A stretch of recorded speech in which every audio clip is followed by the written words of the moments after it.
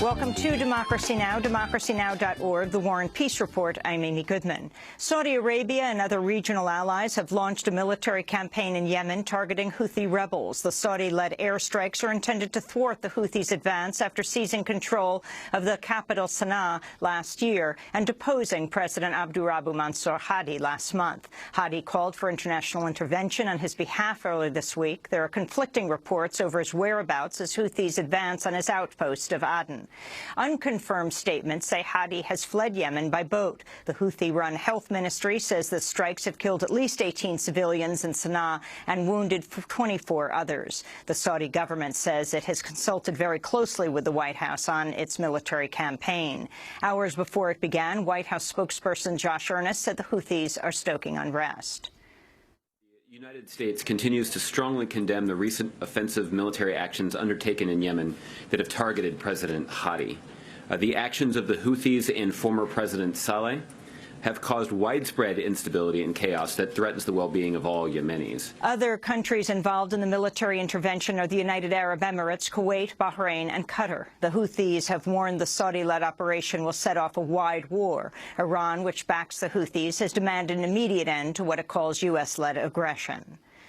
U.S.-led coalition warplanes have begun bombing the Iraqi city of Tikrit in an attempt to seize control of the city from the Islamic State.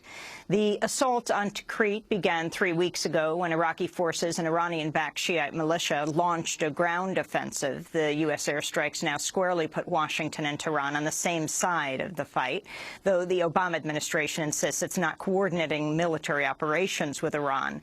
The Pentagon stressed the airstrikes are aimed to help Iraqi forces defeat the self-described Islamic State, but by all accounts, it has been Iranian-backed militias leading the ground attack. We'll have more on Iraq after headlines. The Obama administration's indicated it expects to reach a nuclear agreement with Iran before next week's deadline. Differences remain over the pace for ending UN sanctions, caps on centrifuges, and how long the deal would last. But according to the New York Times, a senior State Department official gave the administration's most hopeful prognosis to date, saying, quote, "We very much believe we can get this done in time." Ahead of a new round of talks in Switzerland, Secretary of State John Kerry said critics have offered no viable alternative. Anybody standing up in opposition to this has an obligation to stand up and put a viable, realistic alternative on the table. And I have yet to see anybody do that. So we'll see where we go. The U.S. military has charged Army Sergeant Bowe Bergdahl with 1 count of desertion and 1 count of misbehavior before the enemy. Bergdahl was held in Taliban captivity for 5 years after leaving his army base in Afghanistan in 2009. An earlier military report found Bergdahl likely walked away from his army outpost in Afghanistan of his own free will, but stopped short of finding he planned to permanently desert. Bergdahl said he was beaten, tortured, and locked in a cage after trying to escape. He was freed last year in exchange for 5 Taliban prisoners from Guantanamo. On Wednesday, an Army spokesperson announced the charges. The U.S. Army Forces Command has thoroughly reviewed the Army's investigation surrounding Sergeant Robert Beaudry Bergdahl's 2009 disappearance in Afghanistan and formally charged Sergeant Bergdahl under the Armed Forces Uniform Code of Military Justice on March 25, 2015, with desertion, with intent to shirk important or hazardous duty, and misbehavior before the enemy by endangering the safety of a command, unit, or place, and has referred the case to an Article 32 preliminary hearing. Bowe Bergdahl faces life in prison. He's currently serving an administrative role on a Texas military base. A pretrial hearing will be held next month. The Republican-controlled House has voted overwhelmingly to urge President Obama to arm the Ukrainian military. Obama's resisted calls to send military aid to Kiev, saying he doesn't want to provoke further conflict. On Wednesday, Ukraine received a new shipment of armored military vehicles from the United States. The U.S. Army has apologized to veterans wounded by exposure to chemical weapons in Iraq.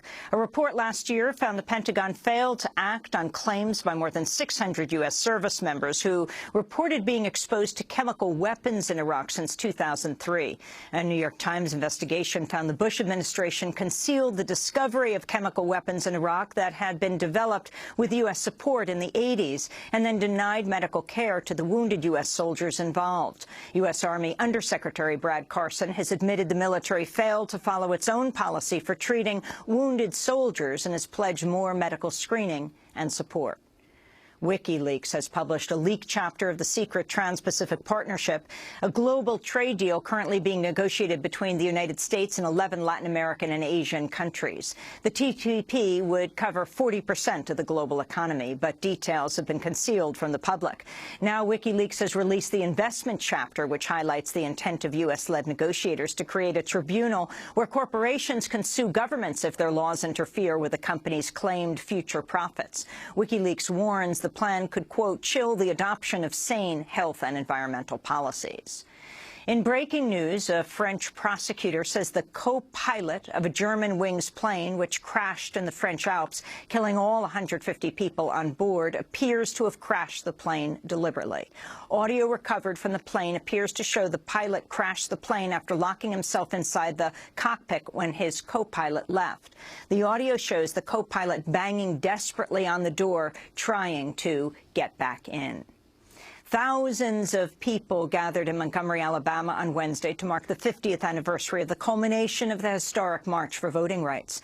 Dr. Martin Luther King Jr. led a third and final march from Selma to Montgomery on March 24th, 1965.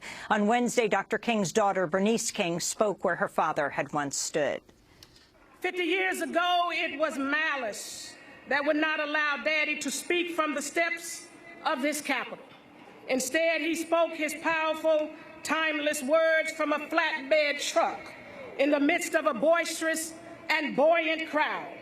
Today, I stand where he could not stand.